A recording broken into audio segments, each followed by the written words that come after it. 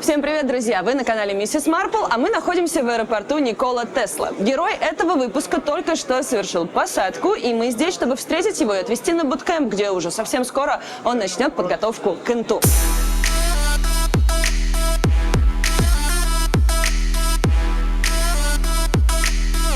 Привет, дорогой друг! Это тебе кофе. Hello, спасибо большое.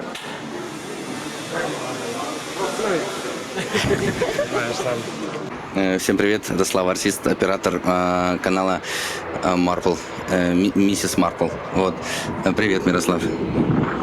Привет. У тебя своя есть. Привет. Как? Да, помогаю Маше. Вот. Маша, привет. Благодарю. Подписывайтесь, пожалуйста, на канал Славы. Ссылка будет в описании. Он очень крутой и талантливый, и молодец. О, спасибо. Пожалуйста. Кстати, тут погода даже лучше, чем в Варшаве, если честно. Так что я сбежал в холодную Сербию сегодня прятаться. Также холодная Сербия. 30 сколько? 35 сегодня? Вообще шикарно. 33. Прямо сейчас 33 градуса. Вообще лайтик.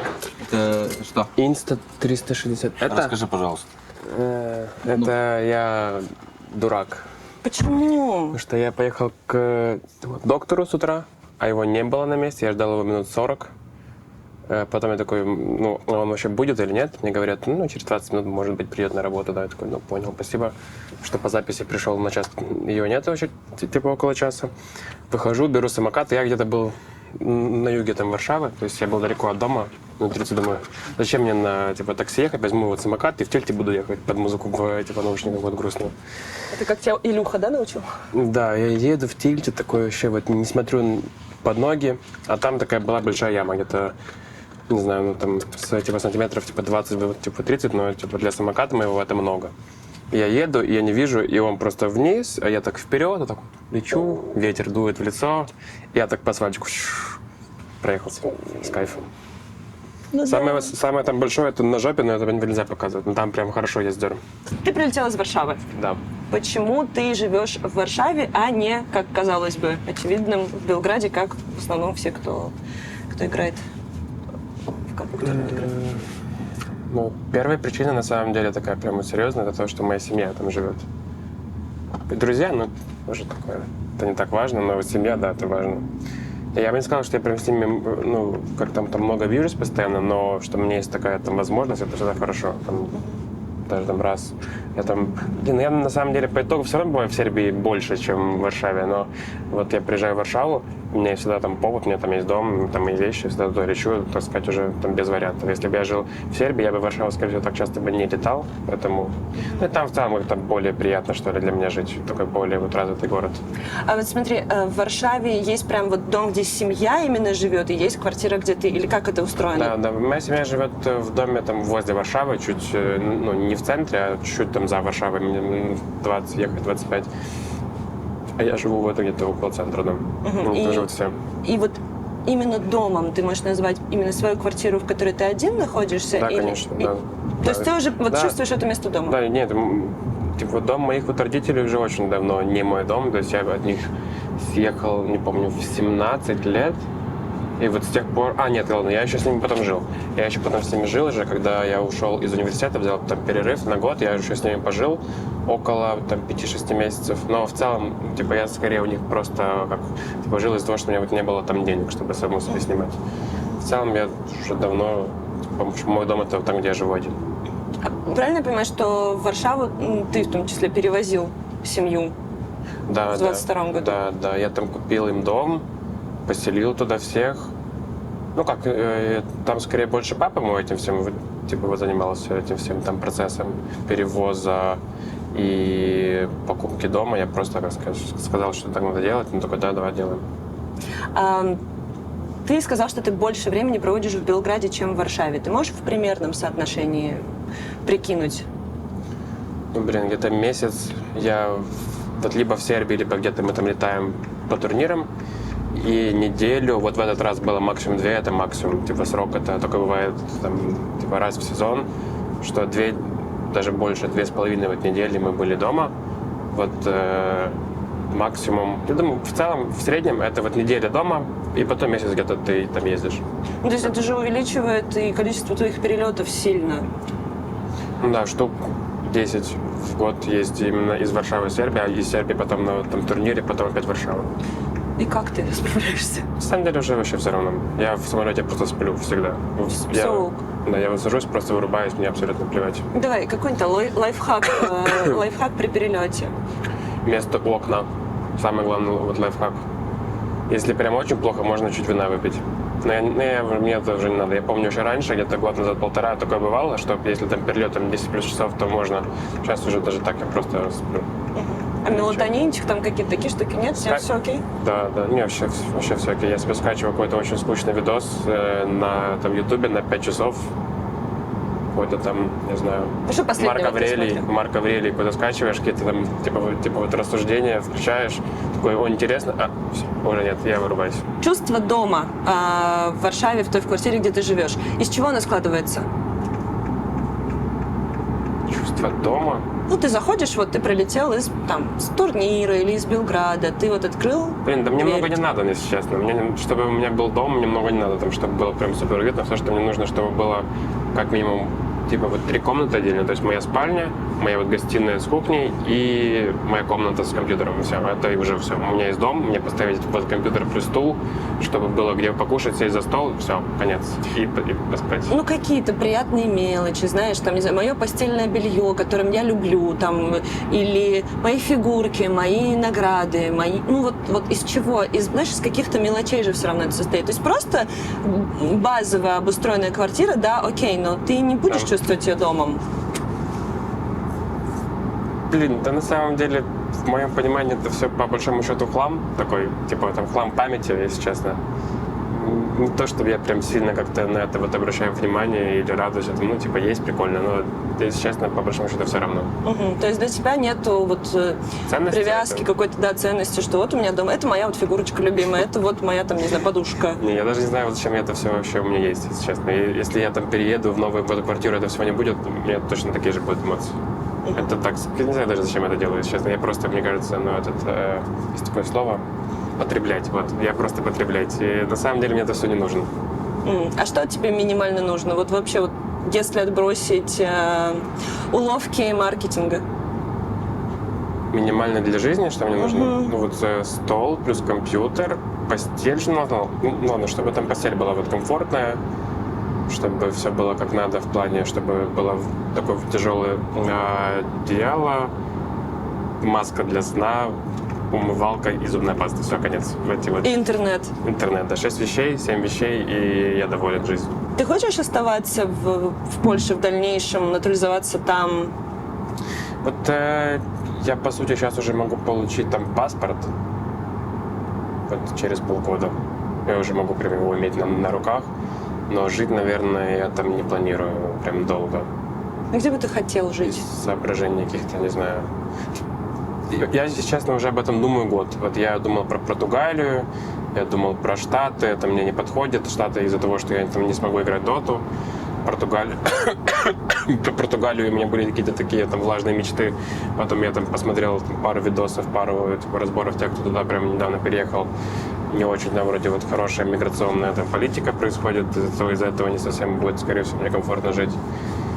Прикольно во Франции, но тоже как будто бы что-то не то. И вот по итогу я остановился на том, что, возможно, опять приеду в Сербию. Жизнь-то как-то подвела меня к этому, но посмотрим. Вот я об этом думаю сейчас, что я прямо сейчас где-то вот решаю, у меня заканчивается мой контракт в декабре, и есть вероятность, что я вернусь в Сербию. Если не в Сербию, то не знаю. Контракт с квартирой? Да.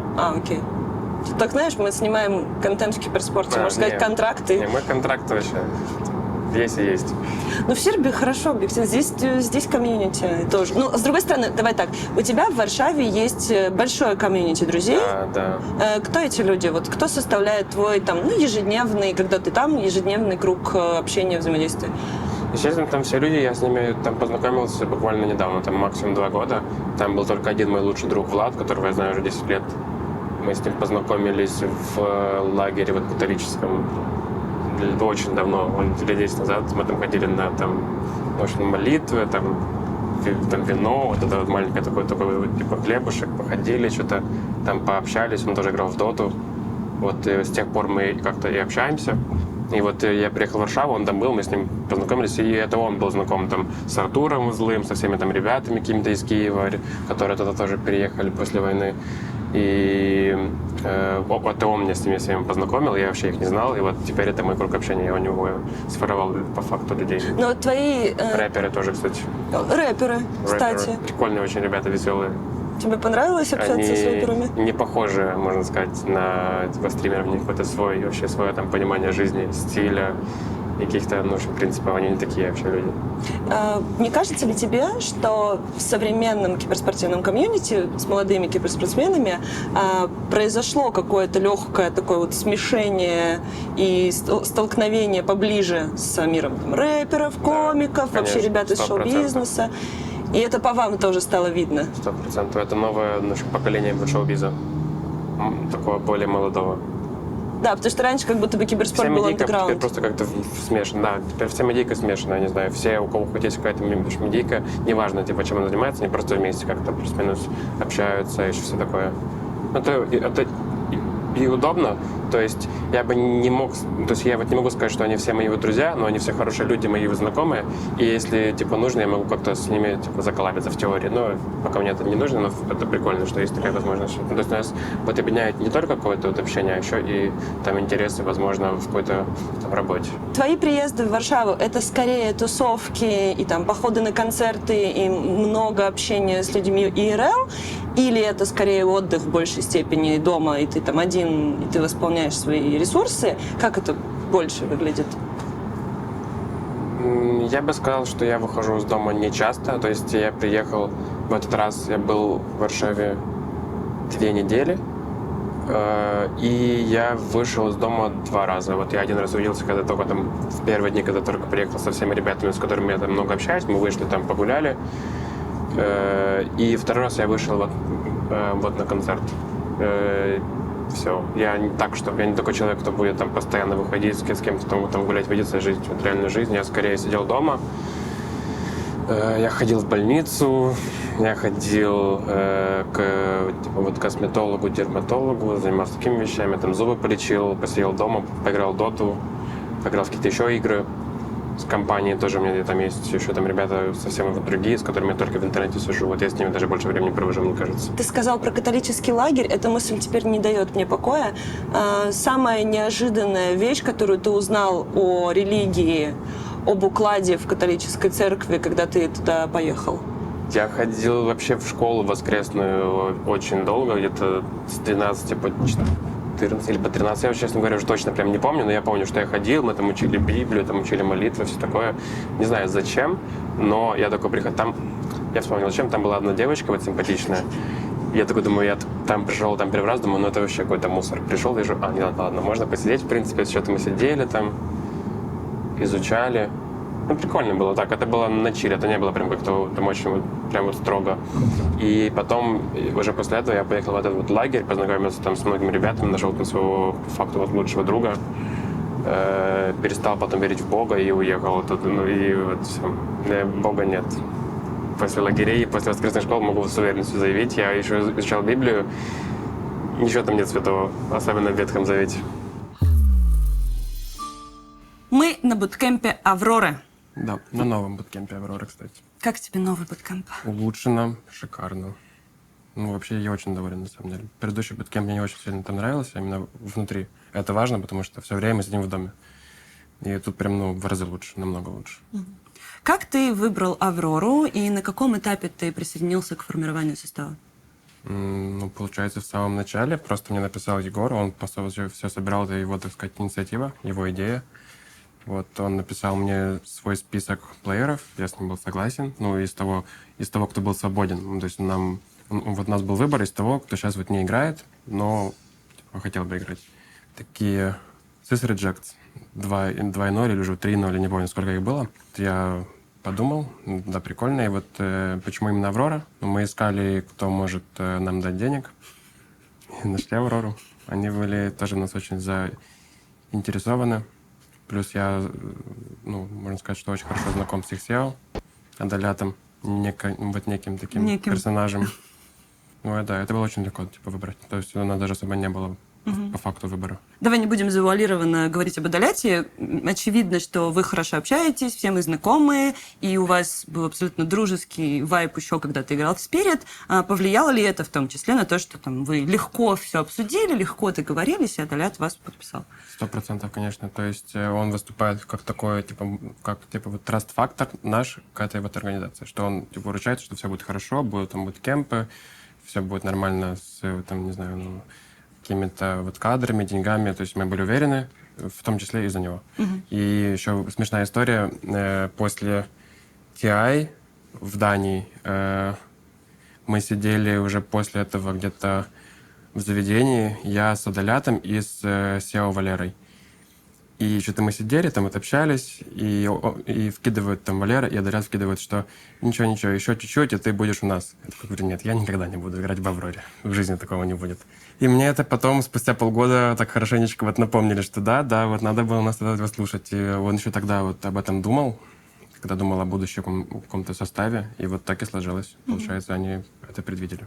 Были ли какие-то условия или, значит, предложения с твоей личной стороны на моменте подписания с Авророй и вот начала вашего пути с Авророй, какие-то принципиальные для тебя вещи, которые ты просил там сделать или в будущем ввести, или там, ну, какая-то практика вот? В самом начале нет, потому что я понимал, что если что-то будет нужно, то я буду даже по ходу просить, и с этим не будет никаких там проблем. Условно, спустя месяц я начал нам колледж, чтобы у нас был спортивный психолог, мы его вот нашли, он там прилетел на буткемп, мы с ним там занимались, общались.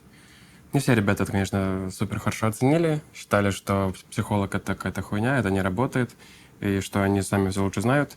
Но в моем понимании это было полезно, он нам говорил там очень правильные вещи по поводу того, как взаимодействовать между собой в целом в команде.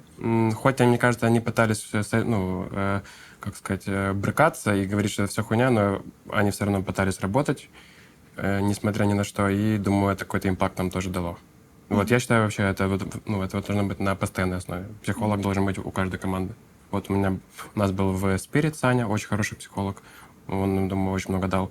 И вот тут тоже был, но пока вот мы вроде уже от него отказались. Какие у вашего состава перспективы в твоей голове? Какие цели ты лично ставишь? Я считаю, что у нас очень хороший состав в плане вот игроков. То есть у нас очень большой... Ну, у нас есть там очень хорошие шансы почти на каждом, как мне кажется, на каждом вот ивенте, который мы едем, на каждый лан, у нас очень хорошие шансы там зайти в топ-3 минимум. Зависит все от того, насколько мы много сил будем вкладывать в именно подготовку. В КВ, в разборы, психолога, какой-то тимбилдинг. Это все очень важно, чтобы на самом турнире выступать как единое целое. Пока с этим тяжеловато, можно сказать. Вот. Я думаю, что нам нужно работать в 2 раза больше. Это мое такое видение. Ну, как? Это не мое видение, это видение, которое мне дали Spirit. И я пытался его перенести сюда, но не получилось. Это, знаешь, это не каждой вот команде это подходит. Не каждый на это способен, даже я бы так сказал. Поэтому сейчас нам, чтобы все было хорошо, нужно еще чуточку, как это сказать, удачи. И много удачи. И, чтобы именно выиграть вот, TI. И я просто в это верю, что мы можем. И я бы в это верил еще больше, если мы больше работали. Но так, я считаю, шансы есть. При этом должном везении сетки мы можем это сделать. То есть ты даешь скидку вам на то, что вам нужно больше времени, и это нормально на стадии формирования здоровой, правильной системы? Вообще, по факту, мы очень молодая же команда. Мы начали играть полноценно с марта месяца. Это очень маленький срок для команды в доте. Мне кажется, чтобы прям полноценно вот хорошо играть, нужно хотя бы месяцев 8-годик, там для разных команд по-своему. Но в нашей команде, если мы работали больше, мы бы уже вышли, думаю, на топ-уровень, потому что это позволяет скилл вот каждого игрока и понимание. Посмотрим, что будет в следующем сезоне. Но я думаю, что мы с каждым турниром реально становились все вот сильнее, хоть это и, может быть, не видно иногда по результатам, даже на том же Риаде. Если бы сетка была не сингл, и мы бы не вылетели сразу после вот игры с одной из самых сильных там команд, которая по факту ходит в топ-2. То есть Спириты были в топ-1, и я думаю, что Пари по серии были в топ-2. Если бы мы попали не на такую сильную команду, на какую-то послабее, мы бы, думаю, зашли бы дальше, и в топ-4, и уже там боролись бы, ну и посмотрели бы, что дальше. Ну, там уже азарт приходит. Да. 100% есть такая штучка, как вот разгон по ходу самого ивента, по ходу лана всегда есть такой разгон. То есть ты, может быть, не супер хорошо играешь, но с каждой победой ты больше учишься, больше получаешь заряда, эмоций, и дальше уже можешь больше. Ребят, а вы можете получать заряд и эмоции в лучшем боевом пропуске Пари Пас. Пари Пас. Тоже играешь в доту, выполняешь в ней задания, получаешь за это пари коины и обмениваешь их на топовые скины и другие призы. Заходи в Пари Пас, активируй мое задание, а также многие другие по ссылочке в первом закрепленном комментарии. Можно сказать, что сейчас в вашем составе все игроки плюс-минус похожие и по медийности, и по игровому опыту. Отличается только, наверное, Пантомим. Что ты можешь о нем рассказать? Я могу сказать про Никиту, что его тотемное животное — это персонаж из Гриффинов, такой, который делает Квогмайер, может, вы знаете. Вот это он в жизни 100%. Бесконечно шутит, очень позитивный, шутит, понимаете, на какие темы. Он пусихантер? Да, он пусихантер вот номер 1 в мире, я бы даже сказал. Это просто невероятно, я такого еще не видел. Я был первое время я был в шоке, а потом я понял, что это реально его личность, это не шутка. И, в целом ничего плохого. Это очень хороший чувак, очень позитивный, очень ментально устойчивый. Сейчас вот набирается опыта на тир-1. Думаю, он потом будет очень хорошим игроком на 5-й позиции. Большой у него есть, мне кажется, еще есть куда ему вырасти, и он будет еще только лучше плеером. Расскажи еще о Годе. Он довольно харизматичный чувак. Мне интересно, как вы выбрали его, и, насколько я знаю, он не драфтит. Не драфтит, но при этом он помогает с ними Егору. То есть они вместе готовятся, каждый тиме. Он просто не пикает именно на кнопку. Но так его идеи тоже есть в этих драфтах всех. Мы когда выбирали коуча, в целом не такой большой этот рынок коучей. Их очень мало. Тем более в СНГ. Их можно по пальцам пересчитать. Сейчас, мне кажется, их всего 3-4. И новых пока нет. То есть, допустим, из новых это какой-то FN.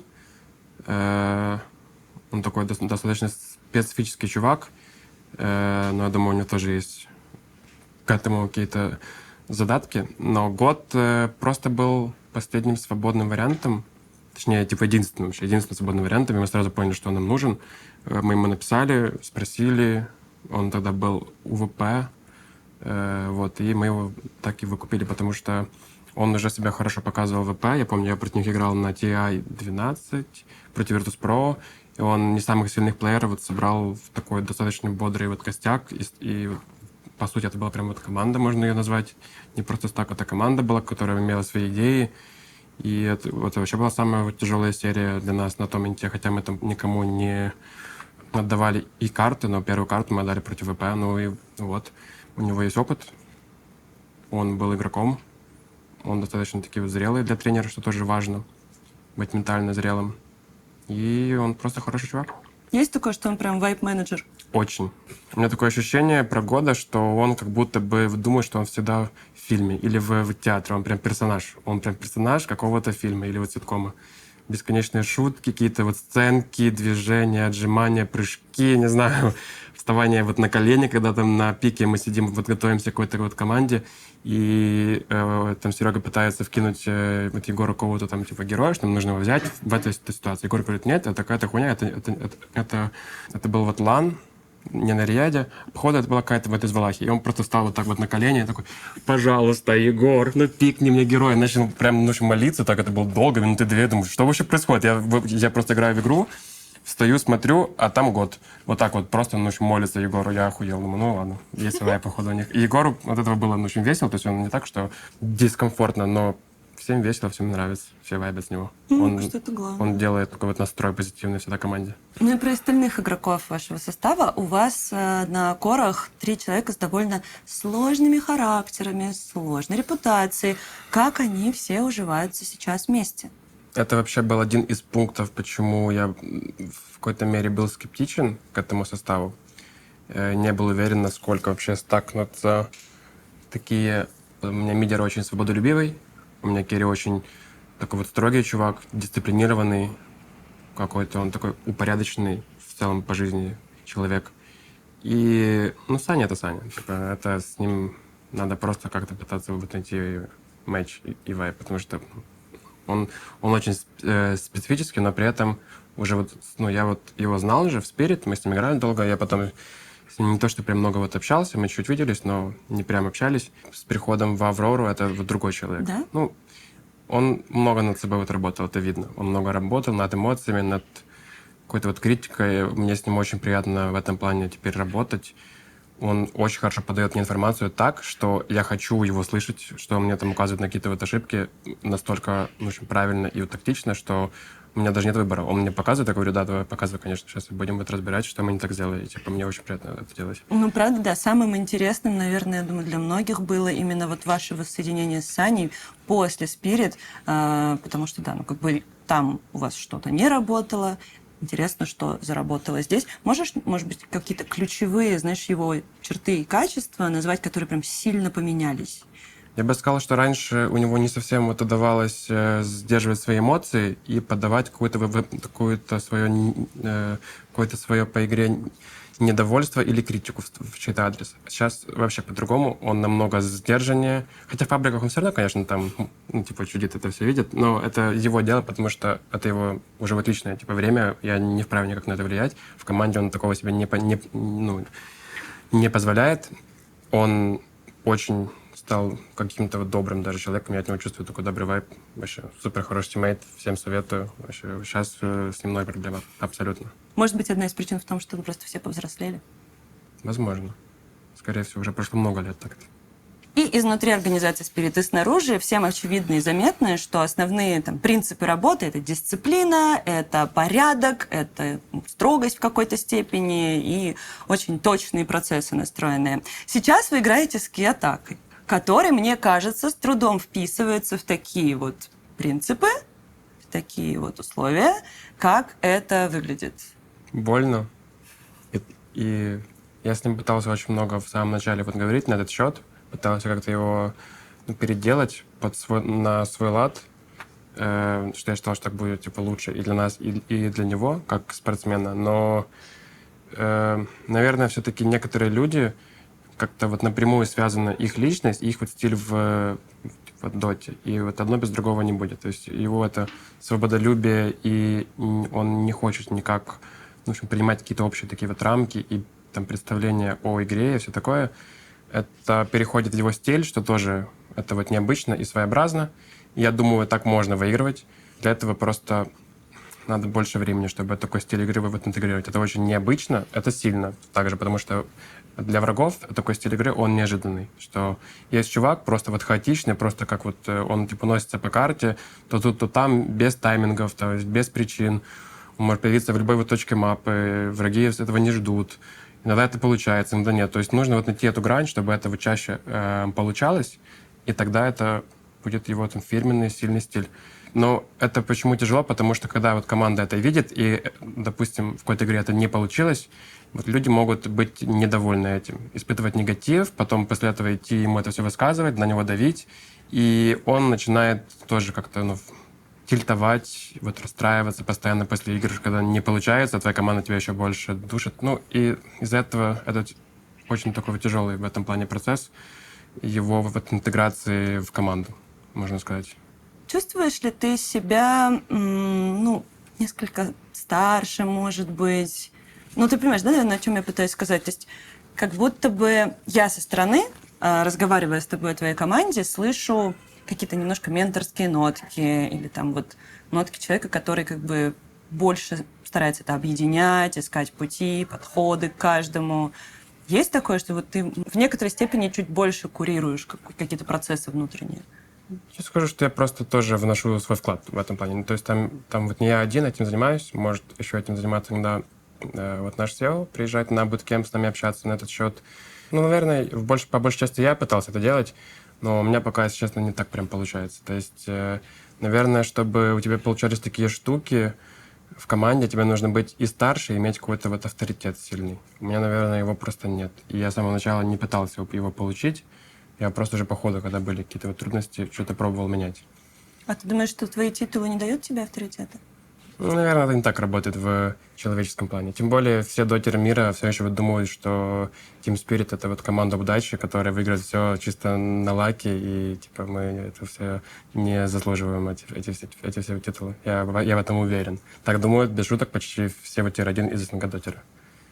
Что Team Spirit — это удача. Поэтому, наверное, я не чувствую прям какой-то, знаешь, такой, что у меня есть вот авторитет перед другими. Есть ли что-то, что ты унес с собой из корпоративной культуры Spirit сюда, в Аврору, и что ты там пробуешь внедрить, или тебе хотелось бы это внедрить, или что-то, что ты лично к себе применяешь по-прежнему, и тебе это помогает? Помню, я спорил с SEO Spirit, с Никитой Чеширом. Он говорил, что если я пойду в какую-то вот команду, где все будут только вести более вот образ жизни, типа вот тусовочный, где-то постоянно там выходить, вместо там того, чтобы больше там сыграть, меньше сыграть, и что я буду как вот хамелеон, типа там, где я, такого я буду и цвета, по сути. Но так не случилось. Я, наоборот, пытаюсь сделать так, чтобы у нас было похоже, как в Spirit, то есть много паблика, много КВ. И это, мне кажется, очень важная тоже часть. Это вот дисциплина тебе строит сразу. Это вот это метод Дмитрия вот Корбана. Я думаю, это очень правильный метод, и я пытался его взять с собой. Я помню, мы даже сидели с психологами, я это пытался вот объяснить всем, почему это очень важно. У нас были на буткемпах такая фигня, что там некоторые там идут спать в 12, а все остальные, ну, или там в час, а там некоторые люди еще сидели до 2, до 3. Там Егор, Никита любили посидеть попозже, там поиграть в паблики до ночи, и они там вот орали, сидели, все такое. И мы пытались как-то это решить, потому что Саня вот не мог спать из-за этого. И я говорю, давайте у нас вообще в целом будет такой какой-то пункт в команде, что мы все идем вместе спать. То есть, допустим, вот час ночи, мы все встаем из-за компов, идем по комнатам. Потому что в Репаблике не такие вот качественные. У нас это зато мы будем вставать все в одно время, все будем играть вместе паблики, вместе ложиться спать. Это классная вещь, такая как вот командные какие-то такие вот тайминги, которые вот настраивают даже вас какой-то на один только мотор. И вот я долго пытался это привнести. Даже в какой-то момент, мне кажется, получилось. Мы все уходили в одно время спать, но потом это как-то быстро забылось. Потому что нету человека, кто будет постоянно вот этим заниматься. Поэтому я говорю, что Дмитрий — это самый важный типа, кадр-спирит, и нам такой тоже нужен человек. Где его взять, правда, непонятно. Вот. Чтобы такие вещи, конечно, на постоянной основе были, нужен постоянный такой смотрящий. Ну, ментор, собственно. Ментор, да, именно. У меня сейчас в голове родился такой вопрос. Как ты думаешь, кто из текущих, действующих игроков сейчас на пресс-сцене имеет хороший потенциал, чтобы стать в дальнейшем коучем? И ты в том числе. Что ты думаешь и о своей кандидатуре, и о тех, кто сейчас на пресс-сцене? Я об этом думал уже. На самом деле я бы хотел быть коучем. В лет вот 29, в 30 я бы хотел какие-то свои идеи по доте, потому что они у меня есть. Именно свои какие-то вот уникальные. Просто их тяжело пока внедрить в команду. Но в будущем я бы хотел быть коучем. Не факт, что я буду пикать там, потому что не уверен в своей силе как вот драфтер. Но именно по вот геймплею, коуч, я бы хотел поработать. Да, это мне интересно. И из других еще игроков, я думаю, что хорошо получится почти точно у Ярика, Мипошки 100%. Вот я уверен в этом, что если он хочет быть коучем, он им будет, и будет в тир-1. Это первый. Он очень хорошо просто понимает вот игру на всех ролях, и в целом очень много деталей по игре, смоки, тайм, короче, у него очень много знаний, на самом деле. Еще думаю, что Саня может быть прям хорошим коучем, без шуток. Типа вот Торонто-Токио 100% коуч, потому что он реально умеет вот работать в плане вот, типа вот анализа над ошибками. Он сможет всей команде показать так, что им это будет типа хотеться типа вот разбирать, думать. Он тоже хорошо понимает игру, конечно, очень. Вы редко рассказывали об этой истории, но ты появился в Team Spirit в достаточно непростой период, когда в том составе был такой напряженный момент. Можешь об этом рассказать, как это происходило? Думаю, можно начать с того, что я проходил вот, с самого начала, получается, свои первые тесты в Spirit еще летом 2020-го. Там тогда был я, там был вот Илюха, Саня, мы все вот проходили там тесты. И там мы играли, я играл тесты не только с Илюхой, там мог быть в теории еще вот Антоха Дурачье, мог быть Илюха, кто-то еще был третий, Дрим, кажется. И еще несколько плееров. Мы там тестили в мид вместо Сани, некоторых людей там тестили меня или Собеда. Короче, там на каждую там позицию было по 2-3 варианта, когда вот все это собиралось. Но в первый раз я не прошел тесты и остался в своей вот команде, получается. Я играл с Магой, Магу забрали в Spirit сразу. Я остался там играть дальше. В Каскады Спортс, не знаю, знаешь ли ты о такой великой вот организации или нет. Вот была такая, да, мы там играли где-то около года, может больше. И вот мы еще играли, получается, с конца лета до вот зимы, и мы играли много, праков на то время с Yellow Submarine, то есть уже будущими Spirit, мы играли много праков против них. Я тогда играл, думаю, очень хорошо. Постоянно вот пытались их выиграть, не получалось, но при этом там очень сильно давали им бой, я считаю. Ну и вот это было то время, когда я жил у своих родителей на крыше, на вот чердаке, поставил себе там комп и вот кровать. И там и жил, в принципе. Переехал из Польши тогда, и вот я сидел, играл доту, и дал себе вот год, чтобы попасть в какую-то вот команду, получается. Я уже был на то время в команде, но в такой, в несерьезной. Там, мы там получали по $500. Там мне хватало там на вот еду плюс общагу закрыть. Получается, что вот я сидел, это уже мне оставалось до конца вот этого моего годичного перерыва, оставалось около месяцев 4 до марта. И потом я для себя вот решил, что если я не попаду в какую-то сильную вот команду к тому времени, то я уйду учиться. Что я типа забью пока на доту, ну, там буду в нее играть, но так уже как на втором плане это будет как хобби больше. Я тогда был в отношениях с девушкой, и мы вот расстались как раз-таки в начале зимы. Мне вообще было очень плохо, потому что по итогу я уже понимал, что уже часики там тикают, что уже скоро будет вот этот вот тайминг, когда я должен уже уходить. Из этого тоже было очень грустно. С девушкой мы расстались, я был в какой-то полудепрессии. Тогда, кстати, я первый и последний раз в жизни пил вот антидепрессанты. По назначению врача? Нет. Никому так не советую делать, но я так для себя вот решил. У меня они просто были, я не помню уже вот точно откуда, я помню, что у меня дома была где-то пачка вот антидепрессантов. И где-то в декабре до Нового года я их начал пить, там первые 2 недели ничего не было, и потом я как-то опять, не знаю даже, как это описать, воскрес вот эмоционально, начал опять очень много пытаться играть, прям всего себя выдавал, я вставал там в 10 утра, до 10 вечера я играл вот каждый день, шел спать, и так 2 месяца. И в какой-то день, в конце января или в начале февраля, 21-го уже, мне пишет Дима Корбан, что можешь, пожалуйста, поиграть за нас 2 игры. Он был у меня в друзьях откуда-то в Стиме, и он мне пишет, можешь поиграть за нас там 2-3 игры. У нас сейчас нету 4, нам нужна замена срочно. Честно скажу, я уже с вот осени вот ждал, когда типа Субэт, не знаю, что-то с ним произойдет плохое, и он освободит место в Спирит. Я просто очень хотел играть еще с Магой, потому что я уже с ним играл, мне было с ним очень приятно играть. И я знал Илюху, мы с ним вот играли на лане уже перед этим, я с ним был знаком лично, и типа в доте мы много играли. И вот с этими 2 людьми я хотел играть, хотя на то время, они по факту были еще вот, такие вот новенькие челы, про них вот никто не знал, но я их знал очень хорошо, поэтому я хотел с ними быть дальше. И я вот сидел и каждый день манифестировал себе, вот когда-нибудь будет такой вот случай, такая возможность, об этом думал, и в один день мне пишет Дима Корбан. Типа, можешь нас прийти вот сыграть 2 игры на вот лиге, DPC лига. Это была одна из первых, мне кажется, или вообще первая. Да, это была самая первая DPC лига вообще в киберспорте. Я, конечно же, был просто невероятно рад, невероятно счастлив, но я решил, что сразу пора вот наглеть.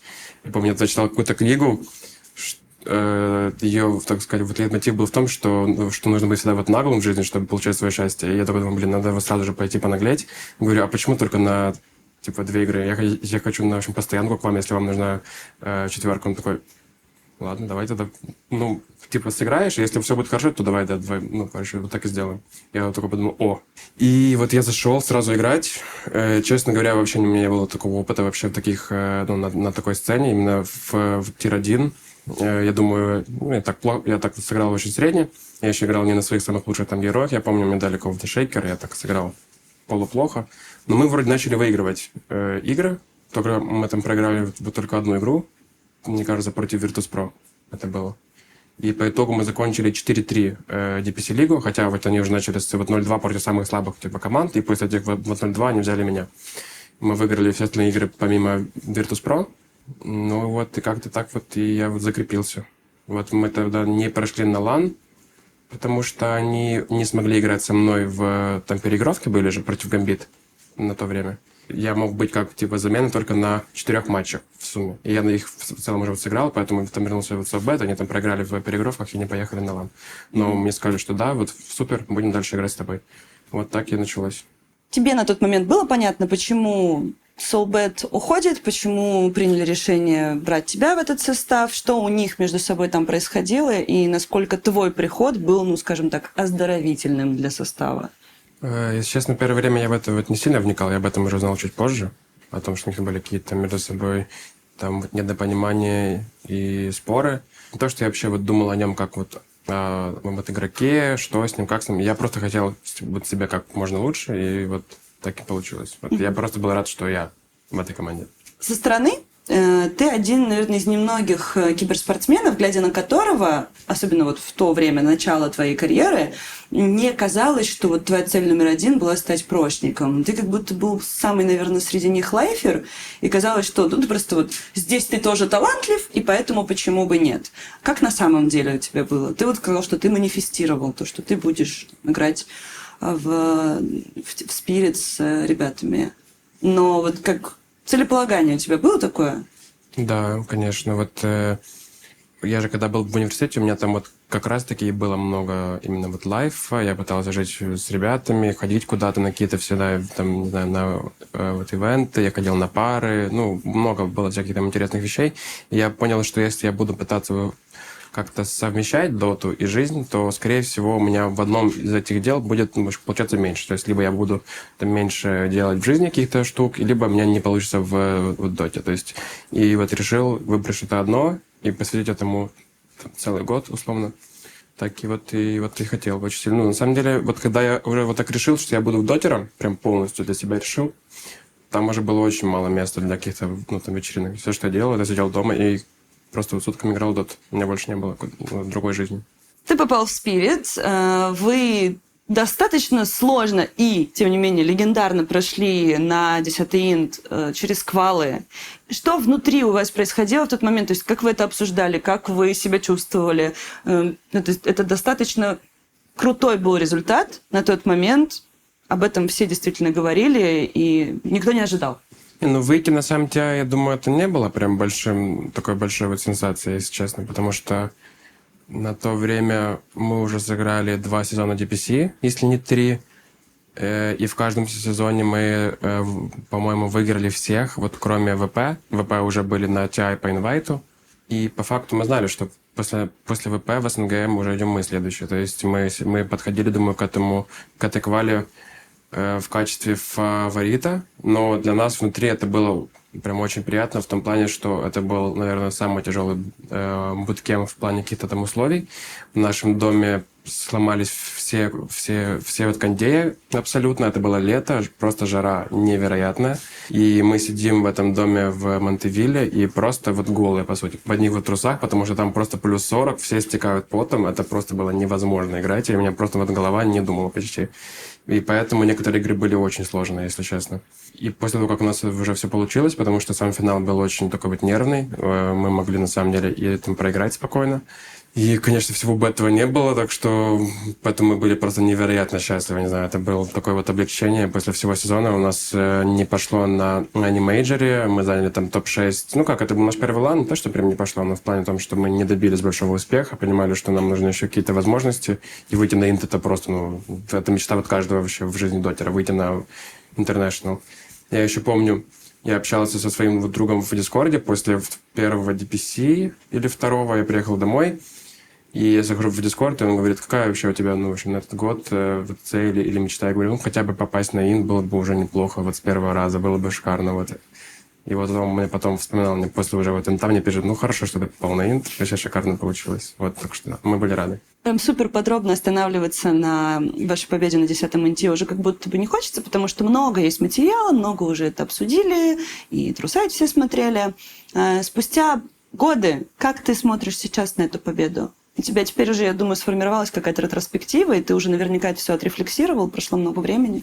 Идеальный путь, идеальная, ну, не знаю, менталка, идеальные взаимоотношения между всеми людьми.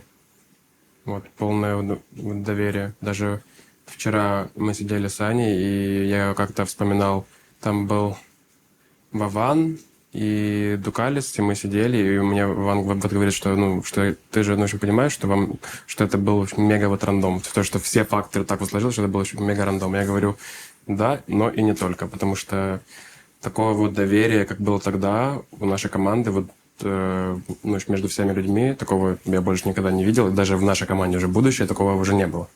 То есть это было просто невероятный вот уровень доверия, даже на том примере, когда у нас там 5-я карта за победу на турнире, в финале, 5-я карта, самое важное вообще событие вот каждого типа дотера, это, ну, как пик вообще, пик всего, пик всей жизни вот дотера, вот в этом вот часу жизни. И когда 5 человек там говорит что-то одно, а один Саня нам говорит что-то вот другое, все абсолютно вот команды мира скажут, все, будь там тише, нам лучше, ну, там мы лучше знаем, что делать, но все там потом вот хвалили, типа, Саню, и так есть, потому что он там вкинул там очень хорошую идею по поводу пика, это все понятно, это все понимают, но также нужно вот оценить, как вся команда ему верит, то, что все думали по-другому, но они такие, ладно, типа, Саня наш тиммейт, скорее всего, он знает, о чем говорит, давайте будем верить ему в этом плане. Это тоже, я считаю, ну, просто вау. Мне кажется, вот идеальнее быть вот и не могло в целом. Сам путь именно, как вот он ощущался с самого начала до конца. А победа второй раз на Инте отличалась сильно внутри? Ну, второй по-другому ощущался, конечно, уже, потому что был уже какой-то опыт за спиной. Но был очень похожий именно вайб в плане вот командной, какой-то вот командного там духа, менталки было очень похоже. Просто не было так много типа трудностей на пути. Вот на том TI нам нужно было очень много там как-то у нас было очень много там плохих вот лузов и верхней сетки, и в группе нам было там тяжело, нас там избивали, выбивали в нижнюю сетку, были там тяжелые матчи, всегда нужно было как-то, ну, в общем, бороться ментально, там, постоянно на стрессе переживать. На втором инте уже такого не было. Не было ни стресса, ни переживаний, ничего абсолютно. Мы уже просто играли и вы чувствовали свою какую-то вот доминацию. Не было такого, что мы как-то там, нам надо было как-то, ну, в общем, биться прям за жизнь. Вот, поэтому, ну, скорее в этом больше различия. В Трусайте вы с Илюхой обсуждали, как вы будете покупать дома и квартиры в Трусайте после 10-го инта. А что из этого реально произошло? Может быть, это не дома и квартиры, и там машины, ну, whatever. Расскажи. Квартиры я себе парочку купил. 3 штучки. В Польше? Нет, 2 в Украине и 1 в Польше. Нормально. Ну, я бы не сказал, что прям какие-то были вот хорошие покупки, просто вот купил. И вот они есть, стоят. Машину не купил, вот завод под фиксу не купил. Это все оказалось не так легко, как я себе думал. Машина — это вообще какая-то, ну, бесполезная вещь для меня абсолютно. Не вижу смысла покупать себе ее. И вот как-то так. Ну, в целом я там деньги почти и не тратил на какие-то там свои невероятные там бизнес-идеи. Некоторые не получились, некоторые получились. Ну вот. А про некоторые бизнес-идеи можно рассказать или пока не надо? Наверное, нет. Думаю, что не стоит. Ну, какие-то Не будем бизнес-идеи разводить. происходят, правильно? Да, конечно. Ну, я как-то там пытаюсь, чтобы мои деньги не просто сгорали в банке, а чтобы они как-то вот работали и мне еще больше приносили денег, конечно. Денежка сейчас работает. Да. Ты доволен? 50/50. Все-таки я дотер больше, чем инвестор, поэтому были некоторые вот ошибки поначалу. Но ты стал больше разбираться, то есть Да, там что-то 100%. изучать, читать? Да, я чуть-чуть в это изучал, посоветовался тоже с людьми, кто в этом шарит, пару раз въебался, и вот на этом опыте я уже понимаю, где я был неправ. И когда вы выиграли на 10-м инте, как изменилось твое ощущение себя, твое мнение о себе? О вас стали много говорить, вы стали появляться вообще абсолютно во всех медиа, вас позвали к Урганту и так далее. Как ты себя ощущал в тот момент? Ну, точно так же, если честно. Я видел, что там много вот цифр, что все пишут. Внутреннее самоощущение не сильно изменилось, если честно. Типа эго не там выросла до вот небес, я не считал себя какой-то, не знаю, там, звездой или каким-то феймом или что-то такое. Просто так вот сложилось, и прикольно. Но я как-то этим сильно много не тешился, если честно. Точно так же себя, как и жил, так и живу. Могло ли это отчасти быть связано с неким синдромом самозванца? Или, ты знаешь, ощущением, что, ну, я вроде не сделал ничего особенного, это не только я. Или ты, наоборот, воспринимал, что я это все заслужил, все клево?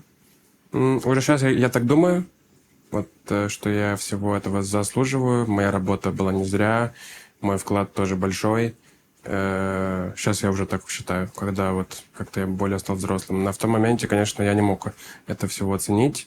И много думал о том, что это просто мне упало все с неба, и я не знал особо, как этим распорядиться. Слишком большая какая-то упала на меня на то время вот ноша, я не смог просто с этим справиться, ну, психологически сразу. Я там приехал, помню, в Варшаву. Нет, стоп.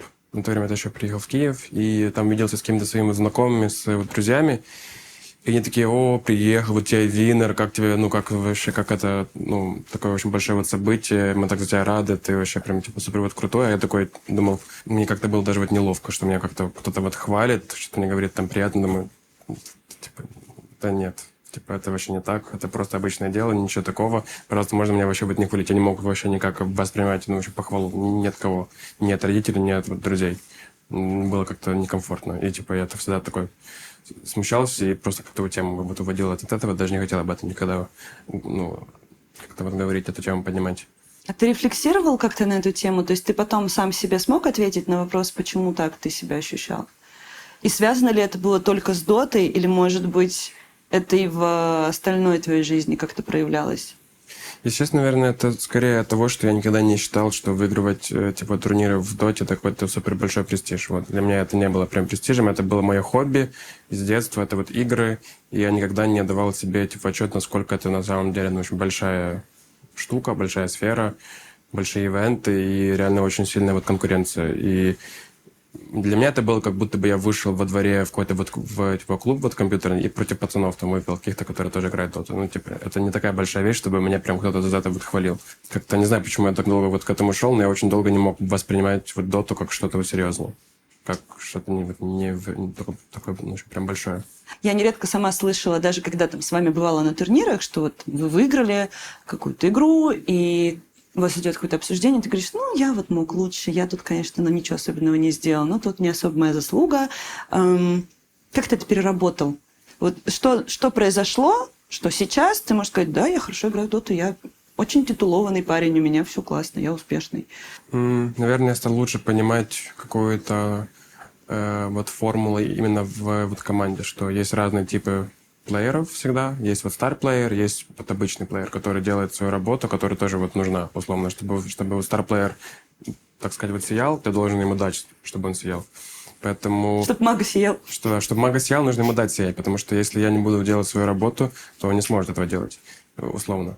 И тогда я понял, что моя работа тоже важна, что то, что я делаю, это не просто какая-то база, это реально нужно делать всегда и хорошо. И для себя как-то я, в общем, принял такую мысль, такую роль, что чтобы мне себя чувствовать типа хорошо, мне не нужно тоже сиять, мне нужно просто быть всегда вот на таком вот уровне, вот стабильным. Вот. И когда я это понял, мне стало легче. Я перестал об этом париться. Как ты сам себе отвечаешь на вопрос, каким образом вам удалось так долго продержаться вместе? Вы, можно сказать, рекордсмены, я думаю, на про-сцене по вот стабильности состава. Окей, даже с одной точечной заменой и снова как бы вот долгим костяком.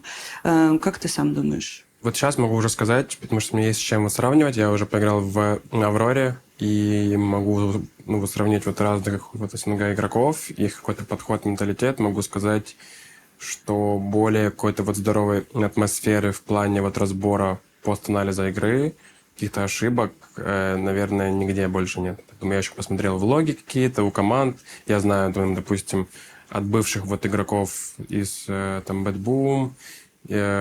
Вот я говорил с Егором, с Саней, вот как у них это было. Могу сказать, что нету нигде такой вот здоровой атмосферы взрослой, с пониманием каких-то эмоций и чувств своих тиммейтов, чтобы сказать какую-то там пост-инфу, чтобы это было по делу, в лоб, но чтобы это не задевало человека. Это очень важно, потому что дотеры очень вот хрупкие. Вообще, на самом деле, все люди очень вот чувственные, и им вот не хочется, чтобы на них вот нападали, на их вот личность никогда.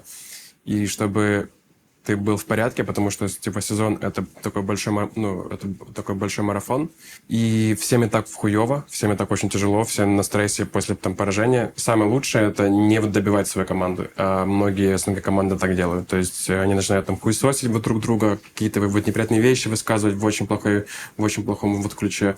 Могу сказать, что за эти все годы почти, конечно, мы не роботы, мы не идеальны, но очень большой там процент времени мы очень с поддержкой и с теплом вот относились друг к другу и не давали никому вот расклеиться, поддерживали, даже если у кого-то была там хуёвая игра, никто ему даже, скорее всего, не скажет ничего плохого. Вот многие фанаты команды и просто зрители, люди извне, часто называли это такой семейственностью в Team Spirit. она была изначально кем-то вам привита, ну, вообще такая модель отношений между собой, да, там, и коммуникации в рабочих процессах, или оно так органически сложилось, или кто-то на это повлиял, и так ли действительно чувствовалось это изнутри в то время, что вот я чувствую себя там в коллективе единомышленников, в тепле, в комфорте, в безопасности? Я думаю, что вот изначально вот данные такого эмоционального интеллекта у всех людей были высокие и так, но чтобы это все именно вот сложилось в такую вот хорошую именно вот химию между людьми, наверное, вот это вот Корбан и Руся постарались, думаю, очень сильно. Они даже, возможно, вот Дима с нами там еще вот говорил, там часто, когда были какие-то споры, в целом даже их там присутствие с нами рядом, их стиль общения, какой-то майндсет тоже как-то, формировал такую вот среду очень здоровую, взрослую среди нас. Наверное, да, это тоже очень большой вклад с их стороны. Задумываешься ли ты о том, как именно они себя вели с вами, как именно они эту атмосферу создавали, сейчас, когда ты работаешь в другой команде с другим составом и можешь сам что-то привнести? 100%. Первая вещь, которую я сказал, когда пришел в Аврору спустя месяц, что нам типа срочно вот нужен Дима Корбан. Чтобы это все заработало, нам нужен Дима Корбан, иначе пизда. Потому что когда нет такого типа вот регулятора и старшего брата в команде среди вот дотеров, тем более, все очень молодые, очень вот эгоистичные, плюс горячие, и могут что-то вот ляпнуть очень неприятно. И такой человек просто, наверное, очень без золота. Если у нас был бы Корбан, мы были бы в 2 раза сильнее, вот могу сказать так точно. А если не Корбан? А я вот лично, я так не могу сделать. Вот тут тебе нужно, мне кажется, не только типа вот знание, что это нужно делать, но и какой-то вот тип личности подходящий, не знаю, блядь, голос, вот грозное лицо, я не знаю, несколько пунктов, чтобы это сработало именно на вот людей, такой вот дар с ними вот общаться и вот в чем-то убеждать. У меня его нет, допустим. Я пытался поговорить с командой на некоторые темы, которые меня там беспокоили в плане вот общения. Ну, не получается убить людей. Они думают, что это так не работает. Я говорю, я вот был в Spirit, я так делал, и это работает точно. Но самого знания мало. Еще нужно какой-то способ, чтобы эти знания вложить в голову людям. Этот состав несколько раз менялся. И первая серьезная перемена случилась, когда ушел Саня Торонто-Токио.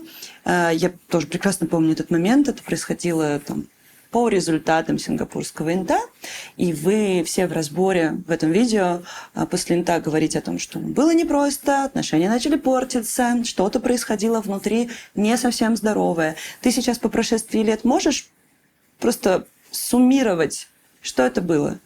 Ну вот я вот сказал, что что у нас тоже бывали какие-то вот трудности за вот эти там первые годы, даже еще с Аней, в плане вот общения, все такое. Если и были какие-то вот такие сильные споры между людьми, то часто это было именно с Аней. Просто как-то было моментами тяжело найти общий язык и, так сказать, мирно вот закончить какие-то вот конфликты и несогласия внутри игры, вне игры. Наши вот результаты в том году были не супер, и мы как-то много начали еще ссориться и поняли в моменте, что так дальше быть не может. Я бы даже не сказал, что дело в нем, потому что всегда, когда кто-то спорит, то оба, скорее всего, в этом виноваты, что оба как-то могли бы себя по-другому вести.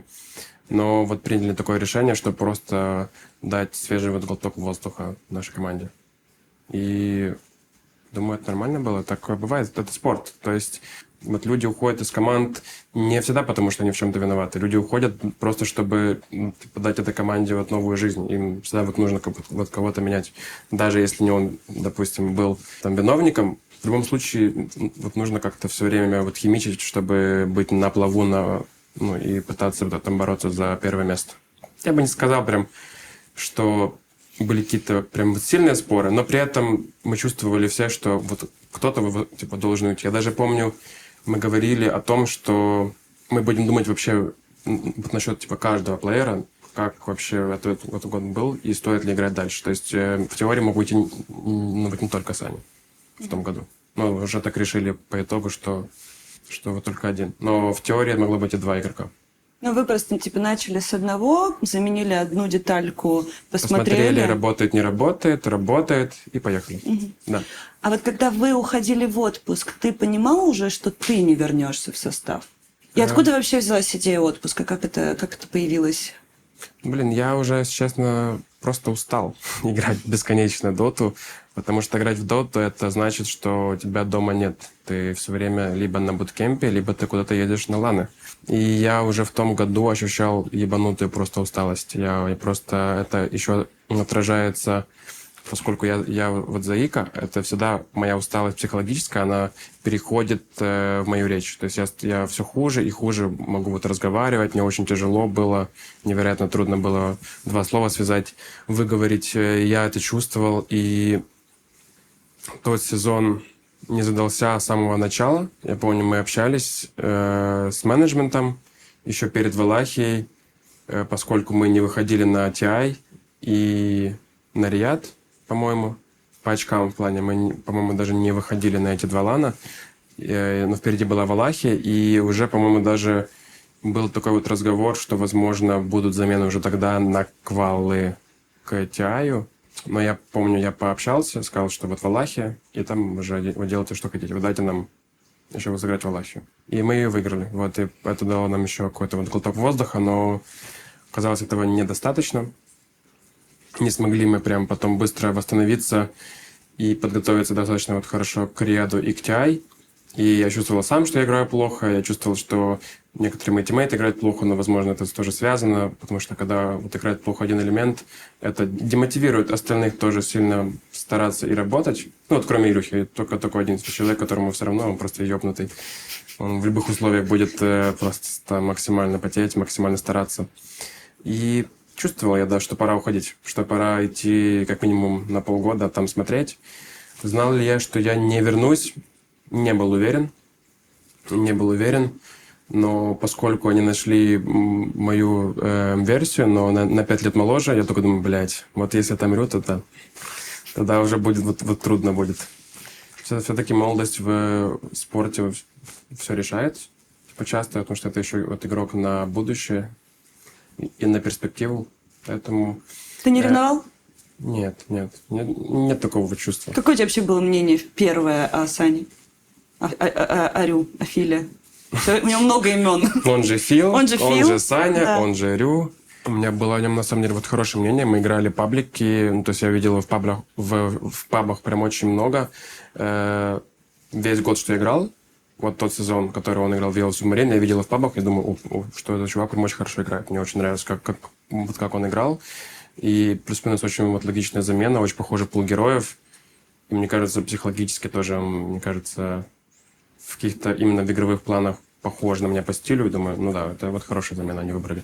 И да, я не то, что прям думал о том, что, блин, почему он, а не я, и все такое. Я так не считал, потому что, опять же, я уже говорил, что спорт, в первую очередь, это спорт. То есть тебе нельзя думать о каких-то вот человеческих связях. Тебе нужно всегда думать на усиление, чтобы быть в топе. И подумал. Написал, помню, когда уже решил вернуться, написал Димону, типа, что у вас там? У вас все, вы стабильно застакано? Он мне там кое-что ответил, такой, ну, понял, тогда буду что-то еще искать. А откуда в тебе проснулось снова желание искать команду, идти в другой состав? Ну, то есть ты ушел в отпуск. Ты впервые за долгое время после невероятного марафона из турниров и буткемпов, и медийки, тоже не маленькой, мы много очень с вами сняли, ты ушел вот просто отдыхать, заниматься своей жизнью. Что тебя побудило снова вернуться на просцену вот, активно? Скучно мне жить. Что реальная жизнь — это скучно нахуй. Просто невероятно. Я сидел, думал, так ладно, что буду делать? Буду тогда в доту играть. Буду сидеть играть в доту, буду гриндить, просто на стриме, покайфую. Так и было. Не было у меня особо, если честно, прям плана быстро вернуться. Вот, то есть я это не форсил. Просто мне в какой-то прекрасный день пишет Тофу, что погнали играть в МГГ на 5. Я, на самом деле, тогда в пабликах много играл на 5, и мне прям хотелось поиграть на 5. Мне было это чуть интересно. У меня даже намного лучше, на самом деле, получалось. Если смотреть на именно цифры винрейта, у меня намного лучше получается на 5 играть, чем на 4. По крайней мере, в пабликах. И я такой подумал, блин, прикольно, да, в ГГ. Чуваки вроде хорошо играют. И я сказал, что я там возьму пару дней на подумать, и спустя пару дней мне пишет Егор Nightfall. Говорит, я хочу собрать этот состав. Меня заебало сидеть, хочу тоже поиграть в доту. Я говорю, типа, что за люди? Он там накинул парочку людей. Я думаю, ну, вроде все неплохие плееры. На бумаге по именам все очень хорошие игроки. Из Тир-1 СНГ.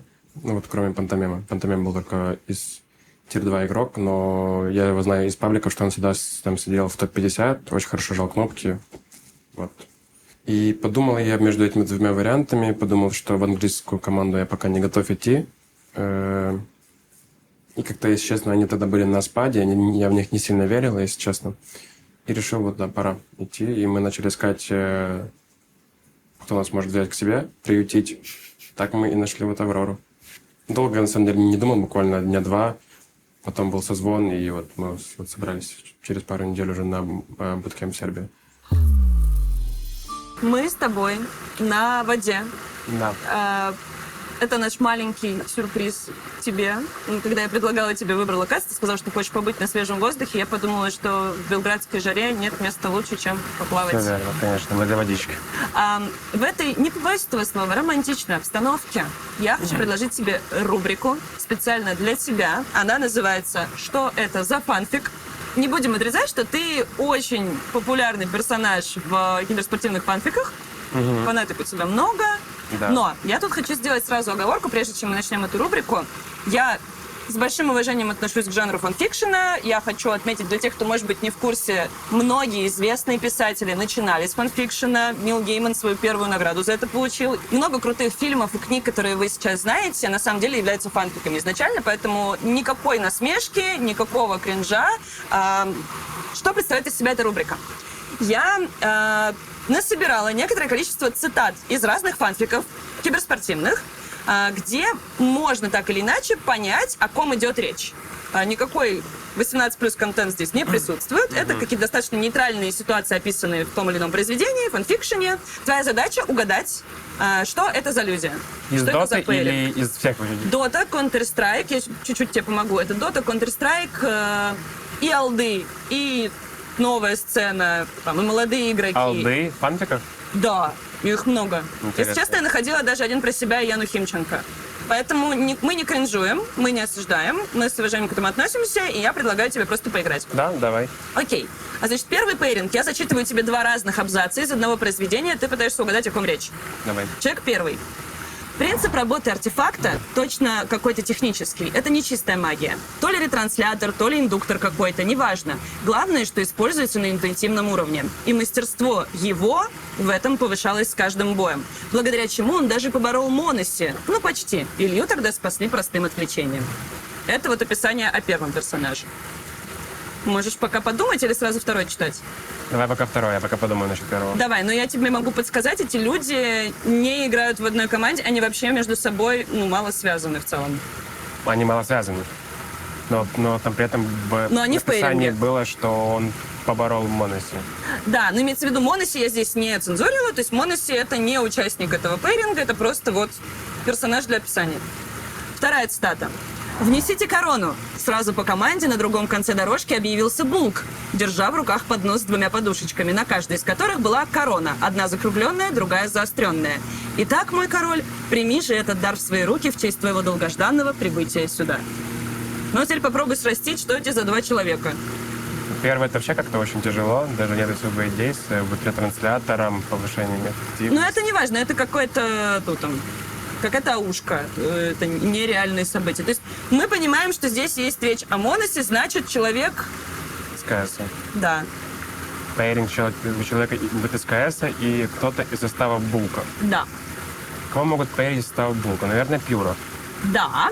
Второй человек это Пьюро, верно? Да. Говорю? И он король, очевидно. Да. Нет, он не король, он как раз сказал «внесите корону». Он говорит «несите корону». Да, но я могу тебе уже сказать, он принц.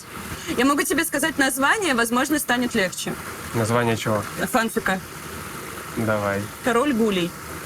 Деко. Да. Деко и Пьюр, блин? Это суть фанфик? Не шути. Это очень неожиданно. Поверь, тебя ждет много неожиданного сегодня. Так, вторая история. Первый абзац. Вот он стоит на пороге в пальто от Луи Виттон, в идеально стильном прикиде. Все цвета сочетаются друг с другом так, будто их 3 недели подбирал спецназ парижской недели моды. Так, допустим. Второй человек. Цитата, из его контекста. Дома все было простым и понятным, родным и знакомым. Там он никогда не был один. Длинные вереницы родственников и друзей проходили через его жизнь бесконечными караванами, ни на минуту не останавливаясь, всегда готовые подхватить, поддержать, приободрить, если что. Вот тут вообще пиздец как начался уже. Я чувствую, что это Да, уже подсказка, это Дота. не угадать. Дота, и один из них модный какой-то человек, который любит фэнси вещи. Ну, мы делаем скидку на то, что как бы аудитория видит вот его таким. Это какие-то характерные вот для фанатов Аудитория его черты. таким видит. Возможно, это, типа, может, это первый человек из Доты, фэнси, это вот Торонто-Токио, возможно. Нет, никто не видит его таким. Нет, может быть, и про него где-то такие строчки есть, но нет. Про другого человека. А кто вообще в Доте есть модный? Я таких людей просто не знаю. Какой-то 23 Savage всегда ходит именно в, ну, в общем, брендах, в ЛВ, весь обвешанный. Это Восточная Европа. А Восточная Европа? Чуваки из Перу просто тоже всегда ходят в брендах. Восточная Европа, модник? Нет такого человека. Я могу дать тебе жесткую подсказку. Подожди тогда чуть-чуть, жесткую подсказку. Давай про второго подумаем, от второго будет легче. Давай. Ну вот, вереницы родственников и друзей, дома все было родным. То есть у него есть большая семья дома. Наверное, это может быть Роджер. Мага? Да? Мага второй человек? Кто модник? А, ну это, походу, я. Понятно. Мага и я. Мне кажется, тебе должно льстить, что тебя таким красивым модным парнем видят. Да, приятно. Вот, это да, это ваша история, значит, окей. Как ты относишься к этому, ну так вот в целом? К чему? Маге? Потому что это именно мага. Всегда. Да, норм. Мы же с ним вот кореша. С очень типа крепкой, ну, в общем, дружбой, так что это не странно, что нас как-то пытаются мэчить. Нормально. Угу. Первый абзац. Они сидят в тишине, в которой отчетливо слышен шум кондиционера и ток воды по трубам в стенах. Тасс рассматривает пейзаж за окном с заинтересованностью художника, рисующего с натуры. «Ты общаешься с ним?» — говорит он. То есть там фигурирует Тасс. Таза ты, значит. Да, это польский кейсер. Да. Он сейчас где? G2. Был. Был. Тренером G2 был раньше. Второй абзац. Знаю, что игроки СНГ очень дружны между собой, а он совсем молодой, ему нужна поддержка. Он совсем молодой, это, наверное, какой-то сатаник. Не-не-не, вот первый человек, который вот не зацензурен, он у нас из КС. Второй, ну что? Контекст туда. Второй тоже связан с КСом. Молодой. Какой-то Киосуки. Еще моложе, никого не знаю. Не-не-не, вот примерно возраста Киосуки еще есть несколько молодых игроков. А я их не знаю. Ну как знать? Нет, этих ты точно знаешь. Точно знаю? Да, буквально вот. Молодых. Да. Вот самые яркие именно. Ну вот Тасс. Кому он это мог сказать? Вот, типа, ты общаешься с ним, он молодой, ему нужна поддержка. Он мог сказать это про Моноси. Ну, он тоже молодой. Так. Моноси второй человек. Ну и? И первый Нико. Не Нико. Нет, тоже молодой. Второй тоже молодой. Да. Вот типа они сначала молодые, он молодые обращается к кейсеры. одному молодому и говорит про второго молодого. И это не Донг и И не... почему же нет? Донг и Моноси. Да? Это их парень. Если честно, это, ну вот, по популярности, короче, на фигбуке, вот Мага и Мира, Донг и Монес. В первую очередь он написал Магу как капитану команды, что, увы и ах, по личным и семейным обстоятельствам он временно не сможет тренироваться. И нет, ему не плевать на StarLadder и что он будет в форме, просто ему нужно ненадолго отойти от дел. И вторая сразу цитата. Еще бы, очередная слитая игра, и все из-за того, что он снова решил собрать на Рубика дизолятор первым айтемом, и Мервинг его поддержал. Ой, это эти вот имена уже пошли. Я вот не настолько старый. Я знаю, что есть Маг, что он раньше играл в какой-то Веге или где-то еще, но кто с ним играл вместе в команде, это Мервинг. Это я вообще даже не знаю. Давай на шару. Популярные дотеры того времени. Дред. Так, Это Второй. Да.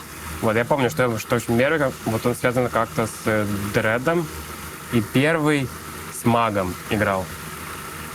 Капитаном магом. Silent? Нет, не Silent. Кто может быть с Дредом в паре? Дред, что первое приходит на ум, когда мы слышим никнейм Дред? Черепаха. Не, человек второй. Апельсин. Не, второй человек. Второй человек, НС. Еще? С кем он тогда тусовался? Я вообще забыл. Он стримил. Соло. Конечно. Дред и Соло. Это Дред и Соло. Вот это легендарный пейринг. Когда вы еще в доту не играли, про них Уже уже писали было? фанфики, да. Они же такие были. Как мужики, разве это же? Они не были мальчики. Сейчас будет интересно. Они на балконе одни. Мага, как упертый баран, в третий раз пересматривает реплей. Мира с Русланой тянут сигареты на улице. Дима выслушивает Илью, у которого на лице обида и вина такая, будто он соло проебал эту серию. Это первый абзац. Подумай, кого я не назвала. Угу. Еще одна цитата. У него пышут отчаянием даже едва отросшие кудри.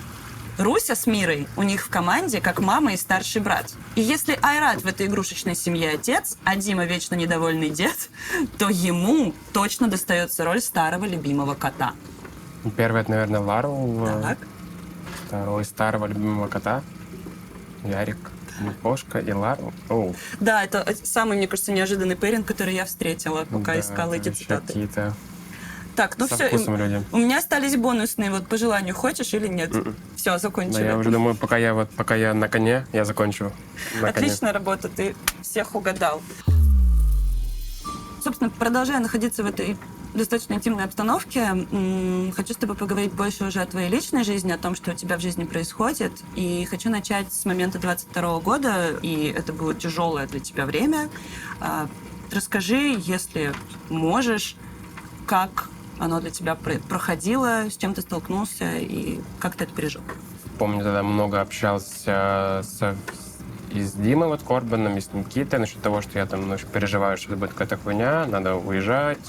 Мне говорили нет, меня пытались успокоить. У нас как раз в этот день заканчивался, получается, буткемп.